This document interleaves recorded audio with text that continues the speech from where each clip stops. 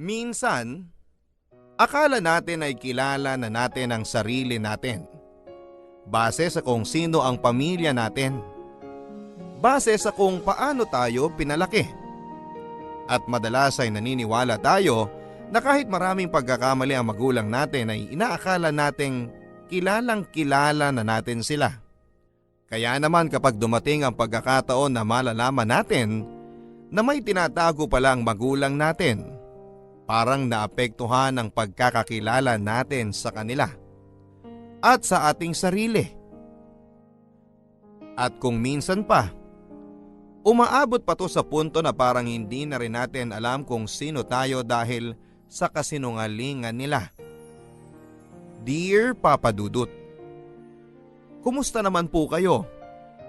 Ako po ay sumulat sa inyo ngayon kasi gusto ko sanang makahanap ng liwanag sa sitwasyon namin sa buhay. Ang nakakatawa dito, wala talaga akong problema sa mga nangyari. Ako na siguro ang pinaka-chill na tao na makikilala mo. Pero magpapakilala muna ako sa inyo. Ang pangalan ko po ay Jacobo, pero Jack ang palayaw ko. Nag-iisa akong lalaki at panganay at sinundan ako ng 2 babae, si Johnny at Janice. Teller ako sa bangko at malapit na akong ma-promote. At kahit maganda ang trabaho at hindi naman ako pangit, at may kisig naman ako ay single pa rin ako, Papa Dudut.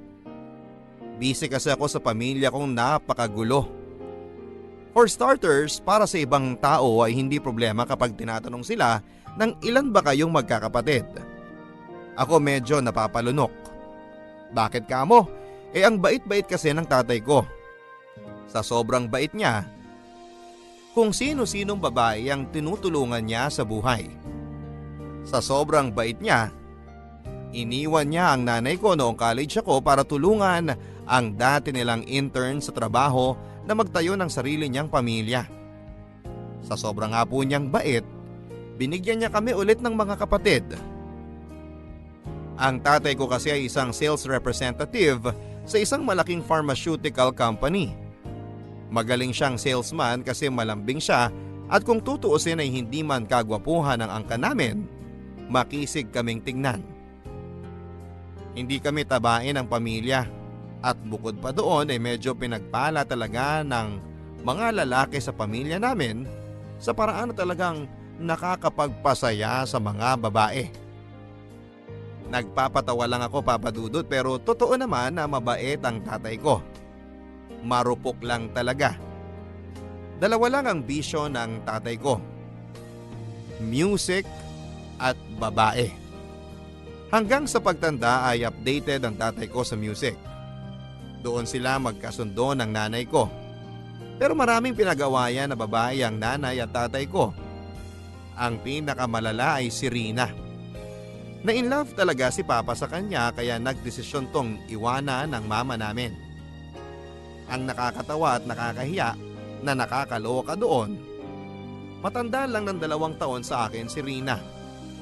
Pero ayun nga, maana ako sa tatay ko kaya mabilis akong magpatawad. Kaya naman napatawad ko siya kaagad. Masakit man ang nangyari para sa nanay ko, alam ko noon pa man na wala na akong magagawa. Sinubukan ko na lang po na maging tatay sa mga kapatid ko kahit pa hindi nagkulang sa kanila ang tatay ko. At sinubukan ko rin po na mahalin ang lubusan ng nanay ko maski marami siyang hinagpi sa tatay ko. Dahil understandable naman yung angst niya. At sa totoo lang, Papa Dudut, ang tatay ko yung sinasabi nila na pangit na maging asawa pero okay na maging ama. Bayad lagi ang tuition namin at nakarating siya sa halos lahat ng activities namin sa eskwelahan.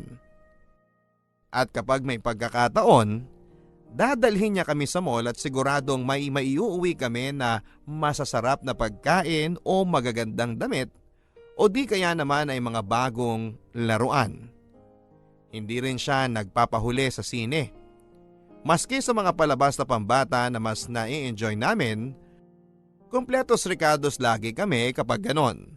May popcorn, may soft drinks at sa 3D pa kung pwede.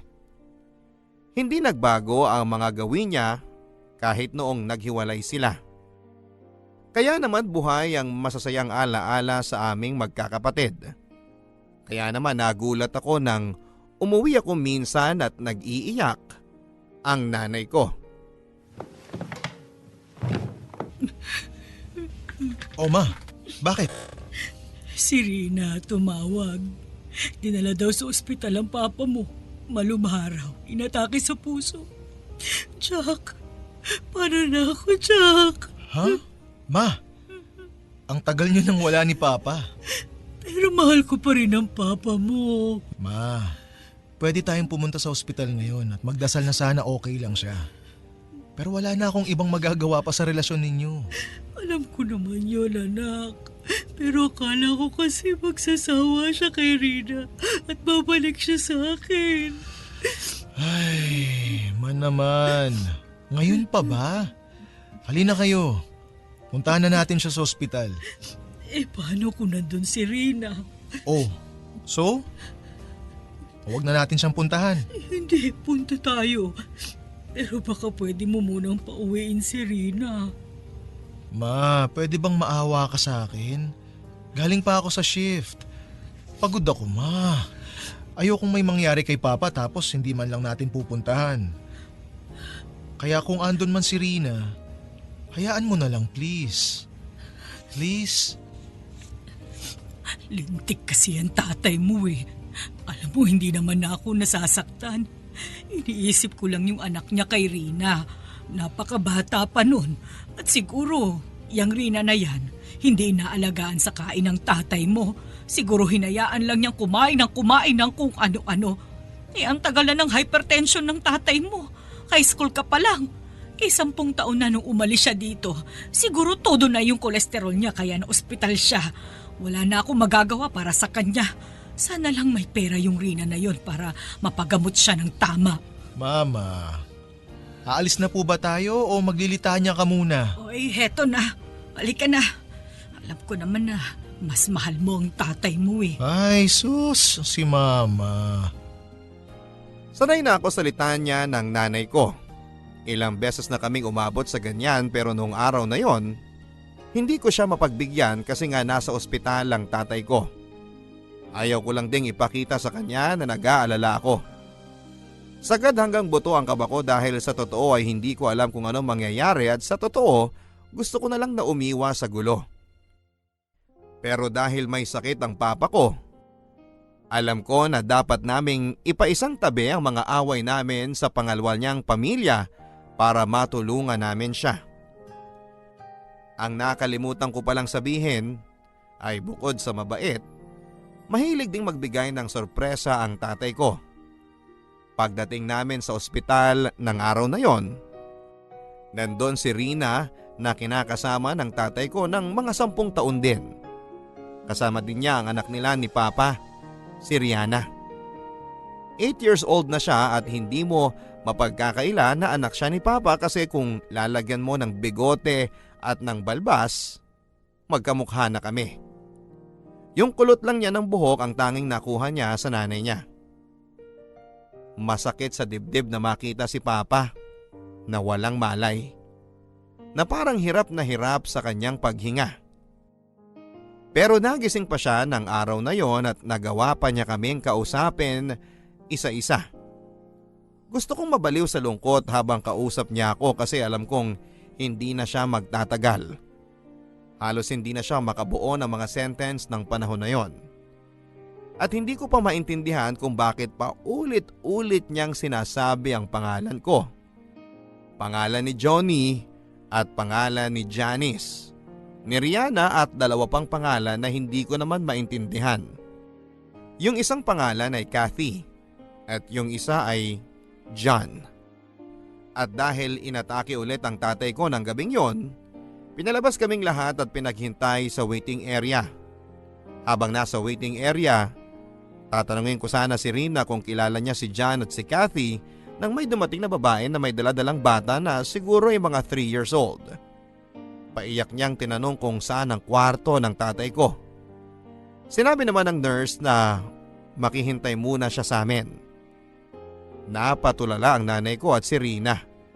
Kaya ako na ang tumayo at lumapit sa babae at sa dala-dala niyang bata. Miss, ano pong kailangan nyo kay Jacobo Sr.? Boyfriend ko siya. Ano? Miss, pakiulit. Boyfriend ko siya. Tumawag yung opisina niya kasi nilagay na rin niya ako sa dapat tawagan kung sakaling may emergency. Kaso taga Ilocos kami kaya natagalan kami sa pagpunta dito. Sino ba kayo?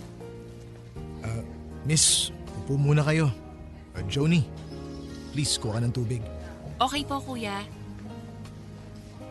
Miss, ano ba ang sinabi ng tatay ko sa'yo? Ay, ikaw si Junior? Si Jack? Oo, sinabi naman niya pala na may junior siya. Oo. Mabait ang tatay mo. Honest siya sa akin. Alam ko na hiwalay na siya sa nanay mo.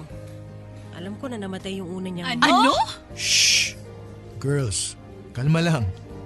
Si Jacobo to. Mahilig sa surprise at marami ring surprise. Namatay ang sino, miss? Yung una niyang minahal na babae. Hindi ba niya sinabi sa inyo? Teka nga, paano naman kami makakasigurado na girlfriend ka nga niya? Ikaw si Rina. May anak kayo? Si Rihanna. Kapal din naman ang mukha mo, no? Alam mo namang may pamilya pero pumatol ka pa rin? Wow, Rina. Ikaw ba talaga ang dapat magsabi niyan? Oh, kalma lang tayo, guys. Balak na kasi niya kayong iwang dalawa. Kasi Rina, hindi ka na raw masaya sa kanya. Eh paano ako sasaya sa kanya? Lagi siyang wala. Yung pala laging nasa'yo. Hindi naman. Tulad ng sinabi ko, taga Ilocos kami. Minsan sa isang buwan lang siya bumabiyahe doon. Sa totoo, wala naman nangyari sa amin kaagad. Sa totoo, nauna akong mabuntis ni Bubu kasi... Bubu? Yun yung tawagan namin. Ako si Bu, siya si Bubu. Ma, please. Sana huwag kayo magalit sa akin. Rina, Mama Rina. Nako, huwag mo nga akong matawag-tawag na mama ha. Baka masungal-ngal kita dyan. Ma, kalma lang tayong lahat. Walang may kasalanan dito. May asawa at anak yung tatay mo at alam niya pero wala siyang kasalanan? Rina, medyo malabo talaga kung ikaw ang hihirit niyan eh. Ang punto ko lang, Jack, kung may malasakit talaga siya sa tatay mo, hindi niya hinayaan na magbiyahe para lang puntahan siya. At siguro, hindi niya binantayan ang kinakain ng tatay mo kaya nagkaganyan. Ang tagal-tagal ng may hypertension ng tatay mo, alam niyo ba yon? Oo, Rina. Alam ko yun. Kasi ako yung legal na asawa, hindi ba? Hindi ko naman inaalis sa inyo yon. Pero hindi na siya masaya nun. Pero mas matagal siya masaya sa akin kesa sa'yo. Eh ano naman, mas matindi naman yung saya niya sa akin.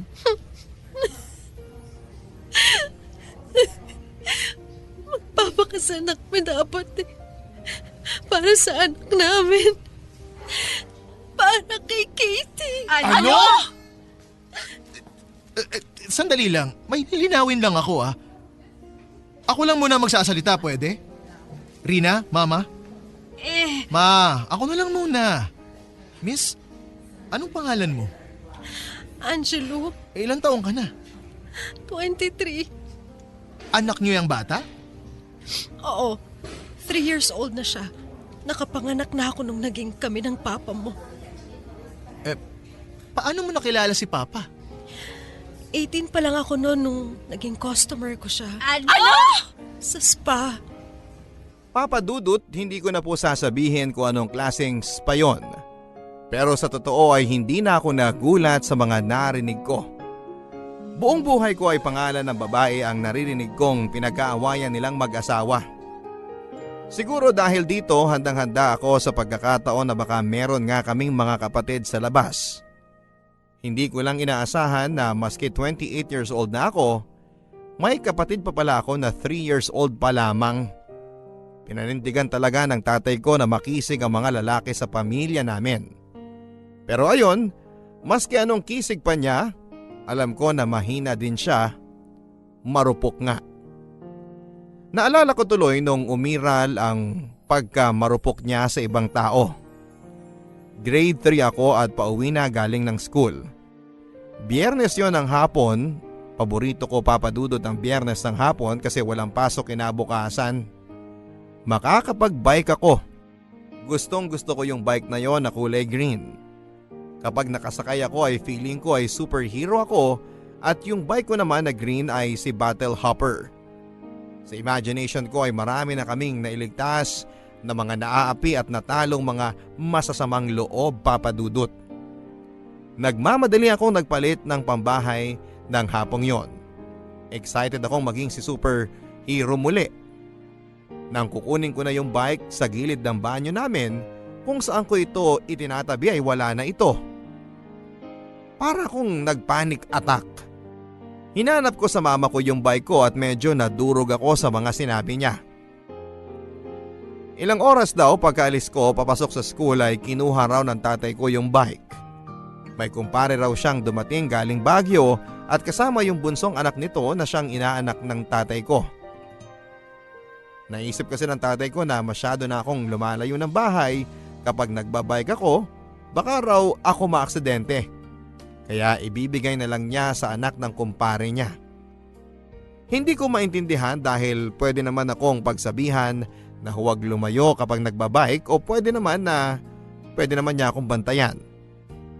Sa pag-uwi ng tatay ko ng gabing yon, wala siyang kahit na anong paliwanag na ibinigay sa akin.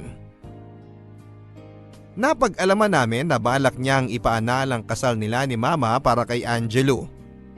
Kaya naman todo ang iyak ng nanay ko. Pero mas todo ang iyak ni Rina dahil kahit kailan, hindi naisip ng tatay ko na gawin yon para sa kanya. Habang nagko-contest ng drama yung tatlo, ang mga kapatid ko namang mga babae, si Johnny, si Janice, si Rihanna at si Kathy ay tahimik na nanonood sa YouTube videos sa iPad ko. Nakita ko ang hulma ng mga mukha nila. At bawat isa sa kanila ay talagang kamukha ng tatay ko. Kamukha ko. Pati ang ngiti ni Kathy ay parehong-pareho sa ngiti ni Janice at ni Rihanna. Ito ang isang ironic sa mga nangyari ng araw na yon. Iniwang kami ng tatay ko na may plano. Papadudot nang makausap ng tatay ko si Angelo at si Kathy na mayapa siya matapos ang ilang oras. Nang pumanaw siya, dumating ang ninong ko na abogado na matalik na kaibigan ng tatay ko. Habang nagwawala ang puso't damdamin namin sa mga nalaman namin at sa pagkamatay niya, ay may mga bagay palang inayos na ang tatay ko. Naisip pala ng tatay ko na hatiin ng maayos ang mga ari-arian niya. Hindi naman marami yon pero naisip niya na bigyan kami ng seguridad para hindi niya siguro naisip yung ibang klaseng kaguluhan na iiwan niya dahil sa mga naging desisyon niya sa buhay. Alam kong masakit sa kalooban ninyong lahat ang pagkamatay ni Jacobo. Pero sana hindi kayo magulat o magalit sa mga sasabihin ko. Unang-una, matagal na siyang may nararamdaman. Pero mas gusto niya maging masaya sa buhay kaysa pilitin niya yung sarili niya na hindi kumain ng masarap o bumiyahe para sa trabaho o ilabas sa mga anak niya. Aminado si Jacobo na malaki ang pagkukulang niya sa inyo. Kay Reyna, kay Rina at kay Angelo. May katotohanan na gusto na niyang pakasalan si Angelo. Pero Angelo, hindi niya ipa-file ang mga papeles. Sa totoo, naisip niya na gusto na lang niyang mamatay na kasal kay Reyna. Para din daw kung gusto mo magpakasal sa iba, wala kang papeles na dapat asikasuhin. Alam naman niya na maski may anak kayo, marami pa rin nanliligaw sa'yo. So ngayon, sasabihin ko na sa inyo ang nais mangyari ni Jacobo. Sandali lang, Reyna. Huwag kang mag-alala. Hindi ka dehado sa mga habilin ni Jacobo. Unang-una, dahil ikaw ang kasal sa kanya, sa'yo ang bahay at lote ninyo ngayon, ang kotse, ang residential lot sa Batangas. May hinuhulugan siyang lote sa Bulacan, pero yun pinangalan niya na kay Jack, Jennifer at Gemma. Hindi niya na natapos yun, pero nasa sa inyo na raw kung itutuloy niyo o ibebenta ninyo. Benta? Gemma, Pero... Sandali lang, Reyna. Yung bank account ninyo, Reyna, sa'yo rin yun. Ngayon naman, Reyna, yan tinitirahan ninyo na rent to own, binayaran niya na. Di ba dapat may 5 years pa yan? Ito na ang titulo. May educational life plan din siyang kinuha para kay Rihanna. Pwede niya makuha kapag 18 years old na siya. Ito ang papeles. At para naman sa'yo, Angelo, ito ang titulo ng bahay at lupa sa Baguio. Ano, sandali lang. Sa amin dapat yun ng mga bata ah. Reyna, binenta niya na yun kay Angelo noon pa man. Sa anong halaga? Isang gabi? Wala na tayo doon. Sa kanya naman talaga nakapangalan yun dahil bigay yun ng tatay niya. Ako na ang makikiusap sa'yo. Huwag ka nang umapila. Hayaan na nating mamaya pa ang kaluluwa ng kumpare ko.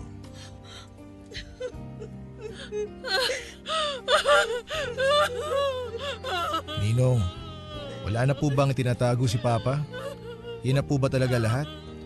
Kasi napag-usapan na namin magkakapatid na handa na kaming tanggapin kung ano pa man ang huling habilin ni Papa. Napagkasunduan na ninyo. Eh, paano naman ako? Mama, please. Huwag niyo nang pilitin magmakaawa ako sa inyo dito. Ma, move on tayo. Patay na si Papa. Ikaw wala ka nang iisipin. Aalagaan ka namin. Itong dalawang bruha na to may mga bata pang iisipin. Mahal natin si Papa pero mag-girls talaga siya eh. Nakakapagod na. Gusto ko na lang mag-grieve for him tapos I just want to remember the good days. Baka pwedeng ganon. Mabuti na sabi mo yan, Gemma. Kasi may huli pang gusto ang tatay niyo. Gusto niya sana na ipaglamay ng 3 araw. Sana raw lahat kayo nandun. At Reyna, sana raw wag mong harangan si Rina at Angelo at ang mga anak nila. Ninong, no problem. Ako na ho ang bahala. Akala ko, yun na ang simula ng katahimikan ng buhay namin, Papa Dudut. Siguro dahil nag-iisa akong lalaking anak, gusto kong maging responsable. Hindi ako nagpapaka-superhero o nagpapaka-hipokrito. Pero gusto ko talaga ang ginawa ng tatay ko. Natuwa ako na maski papaano ay inisip kami ni Papa at para sa akin, naging empata siya kay Mama at sa mga babae na naanakan niya. Napag-usapan pa nga namin na magkakapatid na paminsan-minsan ay bibisitahin namin ang nakababata naming half-sisters. Alam namin na ikakasama ito ng loob ni Mama. Pero para sa amin, eto na siguro yung pwede naming isukli sa pag-aalaga sa amin ni Papa. Hindi santo si Papa. Hindi siya mabuting asawa. Pero yun nga, mabuti siyang ama kahit papaano. Sinubukan naman niyang maging homemaker sa abot ng makakaya niya. Noong sobrang busy si Mama at napunit yung kaki-shorts ko na pumasok, tatay ko ang nagtahi. Pula nga lang yung sinulid na ginamit niya. At least natahi yung buta, sabi niya. Noong nasa grade 2 na ako, mas maagang nagigising si Papa kay Mama ng panahon na yon. Halos sabay ang oras ng pasok namin sa umaga. Sa buong school year na yon ay ipinag-init ako ng tatay ko ng pampaligo. Tuwing gigisingin niya ako ay nakahanda na yung pulang timba na may mainit na tubig. Minsan naman ay ginigising na niya ako habang nagpapakulo siya ng tubig para makapag-almusal muna ako bago maligo. Hindi na nagluluto si Papa ng almusal. Bumibili na lang siya sa labas ng luto na. Kakainin ko na lang at eto ang madalas niyang binibili. Champurado, sopas, sinangag at longganisa. Minsan naman yung flyer saucer sandwich ni Ate Cora na cheese dog o ham ang palaman. Gustong gusto ko rin papadudot kapag nag-aadobo ang tatay ko. Tuyo yung recipe niya, walang sabaw at nagmamantika, sobrang malinamnam. Pero as always, may surprise si Papa sa amin. Huling gabi ng lamay niya nang may bisitang dumating. Mukhang nasa late 30s na ang lalaki na to. At sa totoo ay sumikip ang dibdib ko nung makita ko siya. Parang nakikita ko si Papa noong kabataan niya. Pinilit kong alalahanin kung may nakwento ba si Papa na kapatid o pinsa na mas bata sa kanya.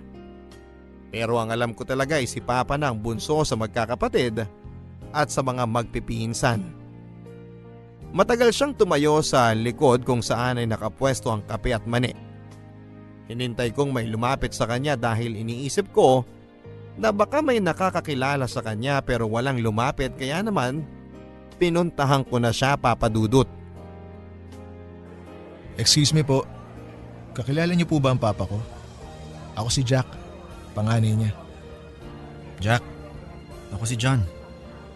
Ikaw pala yung panganay niya sa napangasawa niya? Sino po sila? Halika. Upo tayo sa labas bago ako magpakilala. Doon tayo sa yusihan. Sige.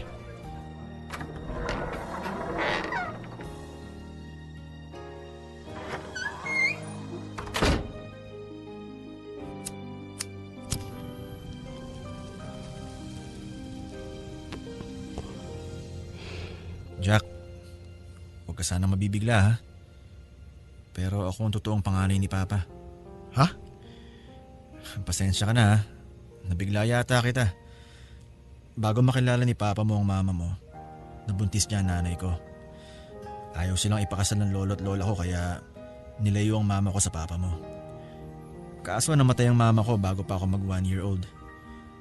Ang kwento ng mga kapatid ni Mama, gusto raw akong kunin ng papa natin pero hindi pumayag ang lolo ko. Kaya mo ba? Nag-iossi ka ba? Gusto mo? Hindi. Hindi ako nag-iossi. Sana nga eh. Sorry talaga, Jack. Binibisita kasi ako ni Mang Jacobo. Yun kasi ang napagkasundoan namin na itatahog ko sa kanya. Ang tumayo kasi na tatay ko ay yung asawa ng tita ko. Sila na nagpalaki sa akin. Mabait yung tita ko na nanay ko na rin. Nung may muwang na ako, hinanap niya ang papa natin para sa akin. Nakapag-usap kami at paminsan-minsan binibisita niya ako. Huli niyang bisita mga 5 years ago. Una't huling beses niya akong pinagalitan noon kasi may 2 akong panganay sa ngayon. Sana nakinig ako. May pangatlo ng parating. Wow! Mana-mana lang yan oh. Mukhang gano'n na nga. Pero ang kwento niya, ikaw naman, behaved ka. 10 years na kami ng girlfriend ko. Hindi naman ako naghanap ng iba. Sabi nga niya, mabuti daw hindi ka nagmana sa kanya. Paano mo pala nalaman? Tumawag ako sa opisina niya kasi yayain ko sana sa binyag ng pangatlo kapag nakanak na yung girlfriend ko. Ayun, wala na nga raw siya. Kung tapos ka na mag-iossi, pasok na tayo. Sasabihin ko na muna na Sabihin mo yung totoo, mukha tayong pinagbiyak na buko. Magsisinungaling ka pa ba? Hindi ko sinunod si John sa suhestyon niya. Pero maski ganun pa man ay natunugan pa rin ni Mama, ni Rina at ni Angelo kung sino siya. Pero siguro dahil sa pagod wala nang nagsalita sa kanila. Mabuti na lang din at hindi nagpunta doon si John para manggulo. Nagpunta siya doon para makiramay at yun lang. Hindi man lang kami nagpalitan ng number. Hindi rin namin inad ang isa't isa sa social media. Pero hindi ko alam kung bakit. Kung bakit nagkaroon ako ng kaunting inis sa kanya. At sa tatay ko. Buong buhay ko akala ko ay ako na ang uniko iho tapos ngayon ay biglang may kuya pala ako. Parang yung inis na naramdaman ko sa tatay ko noong high school graduation ko noong March 2007. Nung araw na yon ay parang naka-autopilot siya. Baka sa mukha niya ang pagiging hindi palagay. Mistulang naiinip, nakakadurog ng puso Papa Dudo dahil milestone yon para sa akin. Hindi man ako kasama sa honorable mention na itawid ko naman ng maayos ang high school.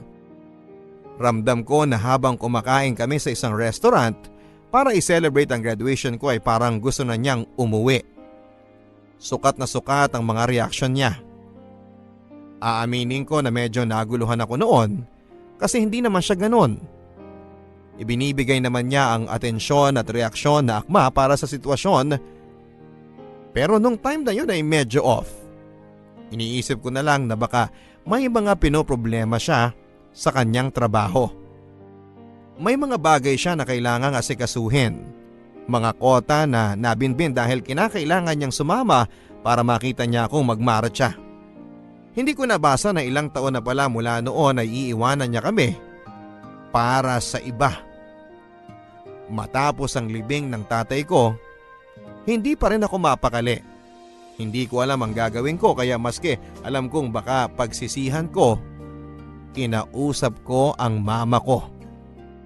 Ma, hindi mo ba talaga alam na may ibang anak si Papa?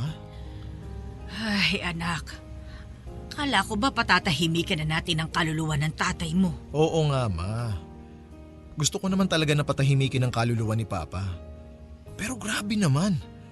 Akala ko akong panganay niya. Hindi pala. Ay, nako. O di ngayon, maski papano, alam mo na yung nararamdaman ko noon. Nung akala ko ako lang pero hindi pala. Lapitin talaga si Papa eh. Pero bakit si Rina at Rihanna pinakilala niya? Mukhang maski si Angelo ipapakilala naman niya kung buhay siya. Bakit tong si John? Sinikreto niya. Alam ko naman na may minahal siya bago kami magkakilala. Pero nakita ko noon sa mata niya kung gaano siya nasaktan. Kung ano man ang nangyari. Maski anong pilit ko, hindi niya kinukwento ng buong buo yun sa akin. Minsan sinimulan niya pero hindi naman niya tinapos. Nasaktan siguro talaga siya sa nangyari. Maski naman gano'n ang papa mo, napaka-sweet nun.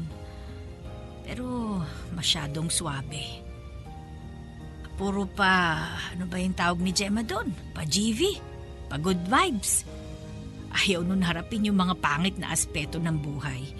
Kaya nga siguro kapag may problema na, naghahanap na ng iba. Pero dahil nga makisig, dahil cool lang, madami talagang nagkakagusto sa kanya noon.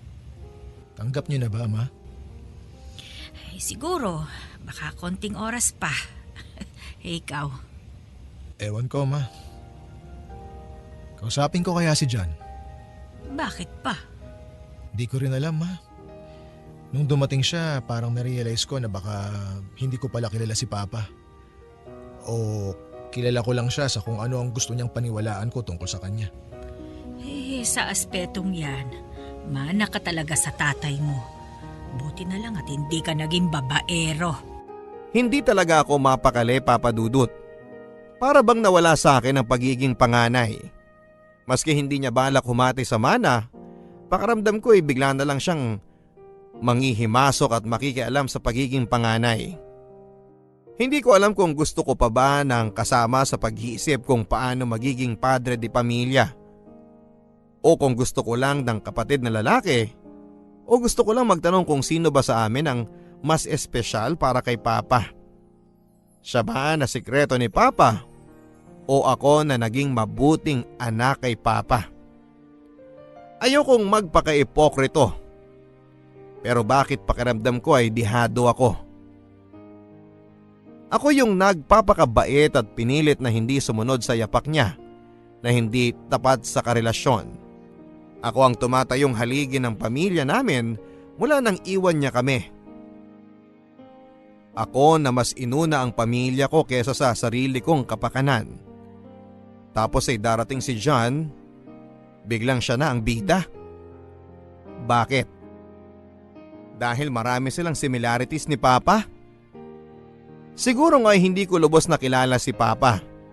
Ngayong binabalikan ko, may mga bagay siyang ginawa na para sa kanya ay test na pala yung mga yon.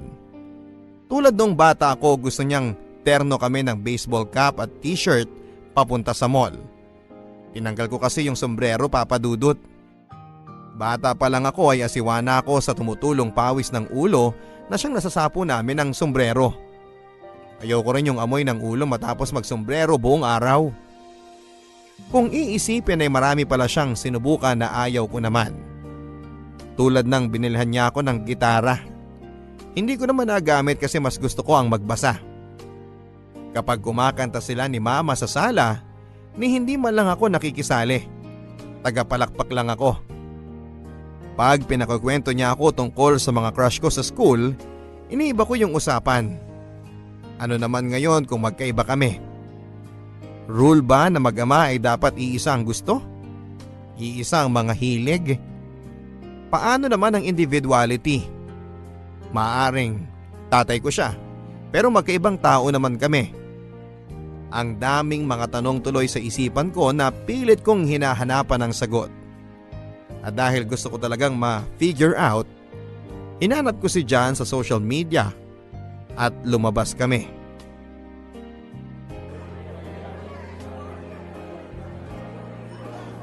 Miss, isang bakit at isang sisig. Tapos dalan mo na rin kami ng mga matamis mong ngiti. Okay po. Oh, Jack. Musta? Para kang si Papa sa mga waitress ah. Galit na galit si Mama noon kapag nilalandi ni Papa yung mga waitress. Nung nakilala ko siya, medyo naintindihan ko na kung bakit ganun ang ugali ko. Yung tatay-tatayan ko kasi, torpe. Kung hindi pa niya nabuntis tita ko, baka hindi pa sila nagpakasal. Kailan mo nakilala si Papa? Siguro mga 7 years old ako noon. Namatay na kasi si Lolo, tapos si Lola naman parang nawala na ng gana sa buhay niya. Kaya hinanap na siya ng tita ko. Well, when I say tita, I mean my mama. Siya na talagang mama ko para sa akin. Ganon din naman siya eh. That's good. Oo, swerte ko lang din. Sa totoo, kung lumaki ako sa tatay natin, baka mas magulo pa buhay ko ngayon. Hindi naman magulo ang buhay namin. In denial ka lang, Jack. Magulo ang buhay mo noon. Baka ngayon hindi na. Pero tuwing nagkikita kami ni Mang Jacobo, may bago siyang kwento. May bago siyang gusto. O ito, atin natin na lang ha. Si Angelo, pinangakuan niya ng kasal. Pero may isa pa siya nagustuhan. Taga Baguio naman. Pero 5 years ago na yon. Siguro nadali niya na tong si Angelo kaya pinanindigan na niya. Huwag mo naman bastusin ang tatay natin. Jack. Wait lang pare. May lilinawin lang ako sa'yo. Si papa mo, si Mang Jacobo, ang tatay natin, mabait talaga. Palatawa, mahilig sa music. Music at babae ang bisyo niya. Di ba si Rina na in love dyan dahil sa kakavideo nila sa opisina? Tapos titira yan ng mga Beatles, mga John Lennon. Alam mo ba kung bakit Jack ang nickname mo? Hindi yun dahil sa Jacobo. Jack ang nickname mo kasi gusto niya si Jack Johnson. Ako naman John kasi hilig nila ng biological mom ko ang Beatles. Ang iba nating kapatid, di ba mga sikat na singers din ang pangalan nila? Katie, Rihanna, Joni? Joni Mitchell. Janice, Joplin. Tama. Bakit niya kinuwento to sa'yo? Uy, ngayon ka pa magsaselos? Wag ah. Anyway, 17 na ako nung nakita kami ulit. Ako na naghanap sa kanya. 7 or 8 years old ka nun. Hindi ko din alam kung bakit hinanap ko siya. Siguro nga dahil hindi ako makarelate sa tatay-tatayan ko pero nung nagsimula kami magkita, para ako nagkaroon ng kuya eh. Hindi ko na siya maituring na tatay pero ramdam ko na relate ako sa kanya. Natuto ako mag-yosit uminom sa tatay-tatayan ko. Pero sa kanya ko natutunan yung videoke. Yung natural na pagmamahal sa iba't ibang klaseng babae, parang nasa dugo. Pero lagi niyang sinasabi nun na ikaw daw mana ka sa mga tiyuhin mo. Sa mga kapatid ng nanay mo. Mga one-woman man. Tuwang-tuwa siya na ganun ka. At least daw, hindi ka napapatrouble tulad niya. Kaya ba parang hindi malapit ang loob niya sa akin? Hindi ko na alam yon. Basta nakakwento niya lagi kayo mga kapatid ko. Yung bunso, nalaman ko lang dahil nagpadala siya ng picture. Pero hindi na nga kami halos nakikita noon dahil madala siya sa Ilocos. Hindi mo man lang naisip na pagsabihan siya? Yun nga kasi Jack, magkaiba kayo ni Mang Jacobo. Nakakatawa nga ngayon na isipin na maski papa ang tawag mo sa kanya, mas pareho pa yata kami ng pagkatao. Buti may oras pa siyang magpakilala sa'yo. Nagkikita kami 2 to 3 times a year. Birthday niya, birthday ko, at death anniversary ng totoong nanay ko. Sana hindi naman sumama ang loob mo. Bakit naman sasama ang loob ko? Mahilig sa babaeng tatay natin eh. Ganun talaga. Nagkataon na mana ka sa kanya. Ako hindi. Pero good boy na to. Talagang last na to. Hindi ko naman balak daigin ang record ng tatay natin eh. 4 na panganay tayo kung tutuusin. 6 na magkakapatid. Isipin mo ang tulis niya. May 3 years old pang naiwan. Bakit parang natutuwa ka pa? Di naman. Namamangha ako pero hindi natutuwa. Isipin mo ganun kalakas si Emilia niya. Si Emilia natin. Bro, wag naman ganyan. Maski barkada ang turing mo sa kanya, tatay ko pa rin yun. Pare, sorry. Minsan nakakalimutan ko rin na biological father ko siya. Aaminin ko sa'yo naging magkaibigan talaga kami. Marami din kami napagkwentuhan. Marami siya na kwento na pagsisisi, pati pangarap. Naisip ko nga noon, maski 62 na palang isang tao, nangangarap pa rin. Papa Dudut, halo-halong mga emosyon ang inuwi ko ng araw na yon. Hindi man ako nagalit ng todo sa tatay ko dahil iniwan niya ang nanay ko o dahil nagkaroon pa siya ng mga anak sa labas. Ngayon ay galit na galit ako sa kanya. Hindi ko kasi maintindihan kung bakit parang mas close pa siya sa taong to kesa sa akin. Hindi ko maintindihan kung bakit parang mas marami silang pagkakapareho kesa sa amin. Hindi ko alam kung bakit parang mas maraming alam yung Jan na yon sa mga balak ng tatay ko sa buhay at hindi ko alam kung bakit mas kilala pa niya ang tatay ko. Ako ba ang hindi nag-effort na kilalanin at sumabay sa mga hilig ng tatay ko bilang anak? O siyang nagkulang na intindihin ako bilang ama? Yun ba ang ideya ng good parenting? Yung dapat pansin na pansin ng mga tao ang pagkakapareho namin? Doon ba siya sasaya? Yun ba dapat ang ginawa ko para masabi na naging mabuting anak ako? So malaking kasalanan yung magkaiba kami ng husto? Hindi naman ako lumaking kriminal. Never akong na-involve sa mga basag ulo o napatrouble man lang dahil umiiwas ako. Dahil ginagamit ko ang utak ko. Ayokong masangkot sa kung anuman ang magpapasama ng loob ng nanay ko.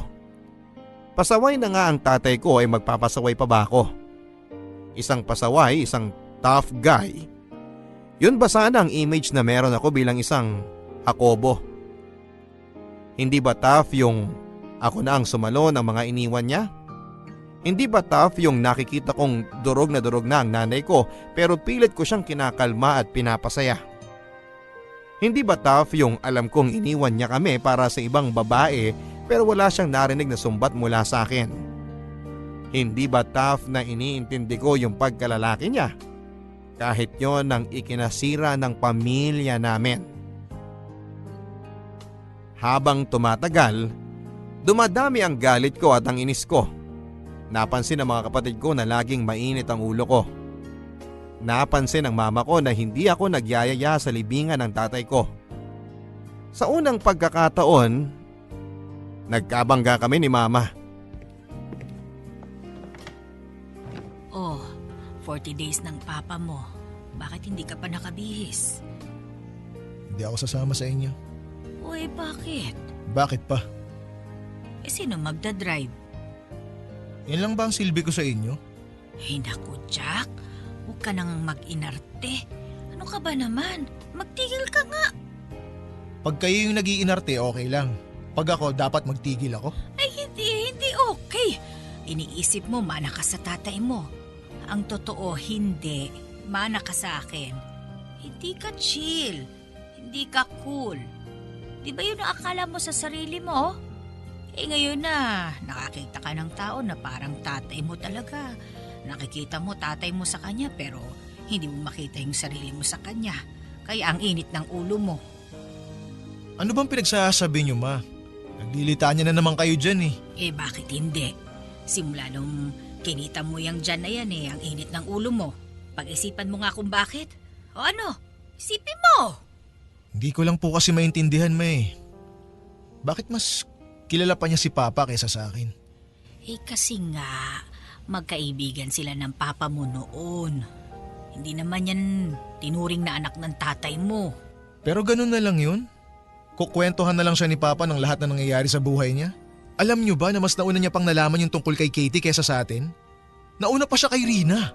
Eh anak, alam ko na gusto mong isipin ang lahat ng mabuti tungkol sa tatay mo. Pero nung iniwan niya tayo, doon ko unang natanggap na tao lang pala siya. May kahinaan siya. Marami siyang pagkakamali. Eh siguro nga nahirapan kang tanggapin yun kasi mahal na mahal mo siya. Eh alam kong iniidolo mo siya noon eh. Pero marami siyang itinago sa atin. Iniisip mo siguro na wala ang pagka-espesyal mo dahil may iba pa pala siyang anak na lalaki na mas kapareho niya ang ugali. Kaya naman... Ma, ba't ganun si Papa? Ay naku, anak.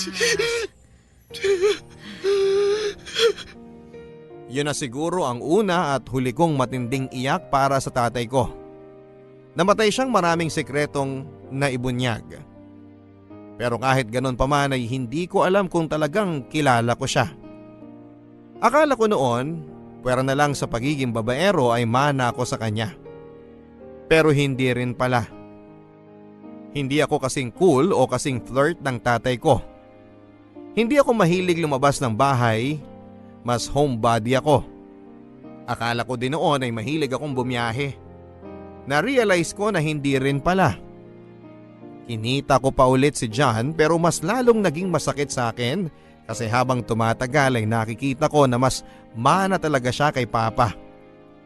At oo nga pala, salesman ng mga pyesa ng kotse si John. Ito pa ang kwento niya. May naanakan siya sa Mindanao, sa Visayas at itong balak niyang pakasalan na taga Luzon. Pero para talaga siyang si Papa kasi hindi siya nagkukulang sa sustento sa lahat ng anak niya. Ang panganay niya ay kasing tanda lang ni Rihanna at yung sumunod ay matanda lang ng konti kay Kathy. Kung nalilito ka Papa Dudut ay mas lalo naman ako. Pero ano bang magagawa ko? Yan ang iniwan na buhay sa amin ng Papa ko. Ang problema ko lang ngayon ay yung galit na nararamdaman ko sa tatay ko ngayon. Bakit ngayon pa kung kailan wala na siya? Kung kailan hindi niya maipaliwanag ang sarili niya? Hindi ko din maipaliwanag sa sarili ko pero gusto kong makipagkitang muli kay John dahil parang nakikita ko si Papa sa kanya. Weird ba? Gusto kong magkwento pa siya sa akin ng mga napagkwentuhan nila ni Papa. Pero yun nga, lumalim ang sakit habang tumatagal. Sino ba ang dapat kong kausapin? Dapat ko bang aminin kay John ang galit ko sa tatay namin? Dapat ko bang sabihin sa kanya na naiinggit ako sa naging relasyon nila? Gusto kong mawala tong nararamdaman ko Papa Dudut. Ang nakakatawa nito, ang nanay ko, okay na. Parang dahil sa pagkamatay ng tatay ko ay naging maaliwalas ang buhay para sa kanya. Madalas niyang kausap si Rina at silang dalawa ay parang naging magkakampi laban kay Angelo. Si Angelo naman wala nang pakialam sa amin at hindi na sumasagot sa text kapag kinukumusta namin yung kapatid namin. Ang sabi ng kapatid ko, nung in-stalk nila sa Facebook ay may bago na raw karelasyon na medyo mas bata lang sa tatay namin. Ang mga kapatid ko naman, okay na rin Papa Dudut. Nami-miss nila si Papa. Pero okay lang sila na may kuya pa sila. Pero lagi nilang sinasabi na ako ang totoo nilang kuya. Paminsan-minsan ay hinihiram din nila si Rihanna para mag-overnight sa bahay. So ako na lang talaga Papa Dudut. At gusto ko lang maintindihan kung bakit. Ang inyong kapuso at kabarangay, Jack aka Jacobo Jr. Forever.